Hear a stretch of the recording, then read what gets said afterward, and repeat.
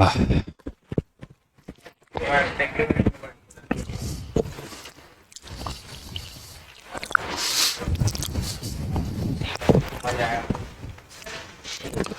थोड़ा पानी ला दीजिए। जय हिंद दोस्तों, स्वागत है आपका आपके अपने परिवार में। कैसे हैं आप लोग, बताइए बताइए भाई, कैसे हैं? बढ़िया हैं, बाल बच्चे बढ़िया हैं, सब फर्स्ट क्लास हैं। बहुत शानदार। तो फाइनली बहुत मेहनत लगी और बहुत मेहनत करने के बाद, बहुत कोशिश करने के बाद आप लोगों के लिए ट्रिग्नोमेट्री का जो क्लास नोट्स था वो मेरे भाई अभी रेडी हो गया है और अभी 5 मिनट में अपलोड हो जाएगा। ठीक है, अभी नेक्स्ट 5 मिनट्स में जो है वो आप लोगों का क्लास नोट जो है वो मेरे भाई अपलोड हो जाएगा। काफ़ी बच्चे परेशान थे, अभी तब से पूरी टीम और मैं लगे हुए थे। अलग अलग स्टूडियो में मैंने क्लासेस ली थी, तो कुछ क्वेश्चंस मैंने किसी और स्टूडियो में कराए थे, कुछ क्वेश्चंस मैंने किसी और स्टूडियो में कराए थे, कुछ क्वेश्चंस मैंने मुखर्जी नगर में करवाया हुआ था।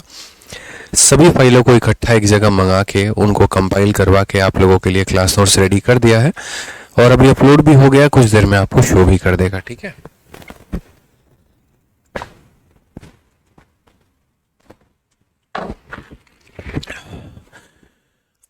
चलिए मेरे भाई, तो ऑडियो वीडियो क्लियर एक बार बता दीजिए। सर आपकी तबीयत अभी तक ठीक नहीं हुई? नहीं मेरे भाई, तबीयत अभी ठीक नहीं हुई है और थोड़ी सी खराब चल रही है। चलिए तो शुरू करते हैं। और कल हम लोगों ने फैक्टर के टॉपिक को पढ़ा था। फैक्टर में बहुत सारी बातों को हमने जाना था और पहली बार मैं किसी बैच में इतने डिटेल में मैं जो है मैं टॉपिक्स को करा रहा हूँ। इसके पहले जो है मैं अभी टीम से भी बात कर रहा था। हर बार क्या होता है कि फैक्टर को मैं 2 क्लासेस में ख़त्म कर देता हूँ, लेकिन पहली बार जो है आपको एक एक चीज़, एक एक डेप्थ लेवल की बातें मैं बता रहा हूँ यहाँ पे कि ऐसे ना करके मेरे भाई ऐसे होगा, ये अगर यहाँ पर आया तो उसके पीछे का कारण ये है, और उसके पीछे की पूरी एक थ्योरी को आप लोगों के लिए जो है वो समेट के रखना। तो इसीलिए आज हमारा ये फैक्टर का लास्ट क्लास होगा। कुछ बातें बाकी हैं, आपके नज़र में मात्र ये 4 सवाल बाकी होंगे, लेकिन मेरी नज़रों में इन 4 सवालों के अलावा 4 एग्जाम्पल और बाकी है। ठीक है, और साथ में 4 और क्वेश्चंस मैं आपको कराऊंगा, तो 10 से ऊपर आज क्वेश्चंस होने वाले हैं और तब जाकर आज हमारा पूरा का पूरा फैक्टर टॉपिक खत्म हो जाएगा। फिर कल से हम लोग स्टार्ट करेंगे एक नया टॉपिक जिसका नाम होगा रिमाइंडर और डिविजिबिलिटी। ठीक है, तो बहुत शानदार मेरे भाई। ऑडियो वीडियो क्लियर है ना? बहुत अच्छी बात है दोस्तों, बहुत शानदार। कितने अच्छे बच्चे हैं आप लोग, बताइए। चलिए तो शुरू करते हैं यहाँ पे और इस सवाल को देखते हैं।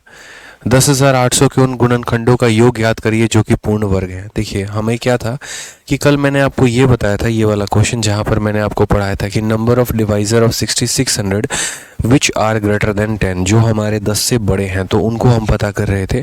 टोटल नंबर ऑफ फैक्टर हम निकाल लेते थे और फिर वहाँ देखते थे कि इनमें से कौन कौन सा डिवाइज़र ऐसा है जो यहाँ पर 10 या 10 से छोटा है, और उसके बाद उस टोटल में से उसको माइनस कर दे रहे थे। ठीक है, अब यहाँ पर अगर हम बात करते हैं मेरे भाई, तो यहाँ पर ज़रा बड़े ध्यान से, बड़े तसल्ली से समझिएगा। क्वेश्चन नंबर 19 हमें क्या देखना है। क्वेश्चन नंबर 19 में यहाँ पर कहा गया 10,800 के उन सभी गुणनखंडों का योग ज्ञात करिए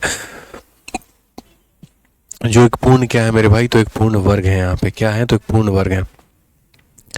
सम of divisor of 10,800 which are perfect square. तो हमने यहाँ पर कहा ठीक है 10,800 के सभी डिवाइजर, 10,800 के सभी गुणनखंडों का योग याद करिए जो मेरे भाई एक पूर्ण वर्ग है। क्या है मेरे भाई, एक पूर्ण वर्ग है। तो जैसे मानिए मैं आपको एक छोटा सा एग्जांपल लेके चलता हूँ और छोटे से एग्जांपल में मैं आपको बताता हूँ कि जैसे मानिए हमने कोई संख्या 24 ले ली। अब 24 का फैक्टर 1 भी है, 24 का फैक्टर 2 भी है, 24 का फैक्टर जो है वो आपका 3 भी है, 24 का फैक्टर 4 भी है, 24 का फैक्टर 6 भी है, 8 भी है और उसके बाद यहाँ पर 12 भी है और मेरे भाई 24 भी है। अगर हम यहाँ देखते हैं तो इसमें टोटल कितनी संख्याएं ऐसी हैं जो परफेक्ट स्क्वायर है, तो आप यहाँ बोलोगे ठीक है कि सर एक 1 जो है ये हमारा परफेक्ट स्क्वायर है और एक 4 जो है ये हमारा परफेक्ट स्क्वायर है। तो अगर मैं यहाँ पर सभी परफेक्ट स्क्वायर का सम बोलूँ तो आप 1 + 4 यानी 5 कर दोगे, लेकिन पेपर में ऐसे आएगा तो ऐसे तो हम करेंगे नहीं। कल के दिन कोई बड़ी संख्या होगी तो क्या बड़ी संख्या के लिए भी सेम यहाँ तरीका अपनाने वाले हैं? बिल्कुल भी नहीं। तो उस केस में हम यहाँ पर कैसे इनका सम निकालेंगे ज़रा वो देखो।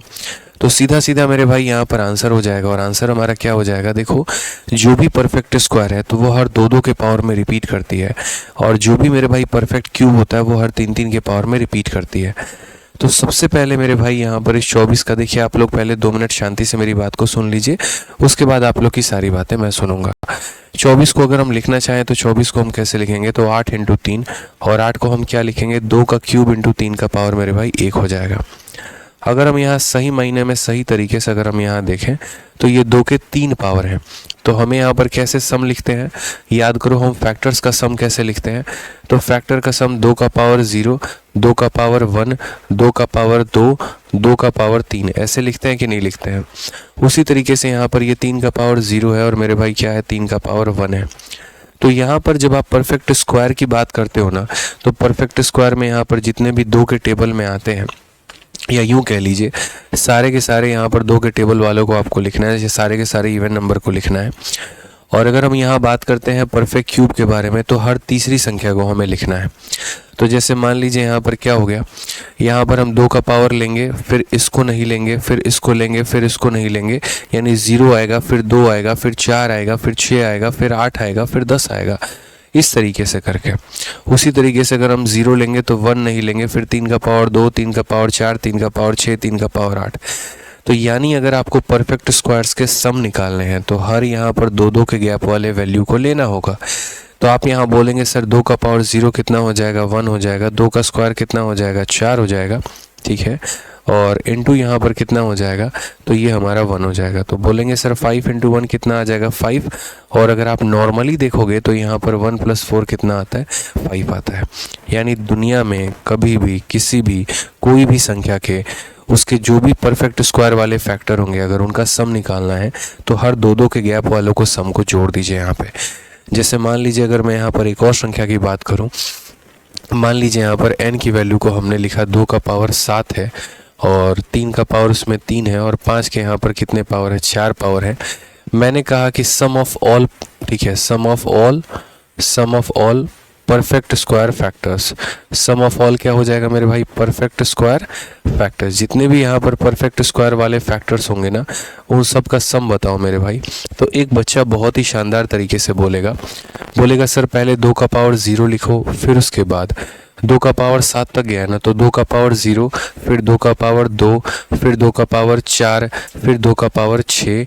अब 2 का पावर 8 आएगा, लेकिन 8 तक हम जा नहीं सकते हैं। फिर उसके बाद 3 का पावर 3 है, तो 3 का पावर 0, 3 का पावर 2, 3 का पावर 4, लेकिन जा नहीं सकते हैं।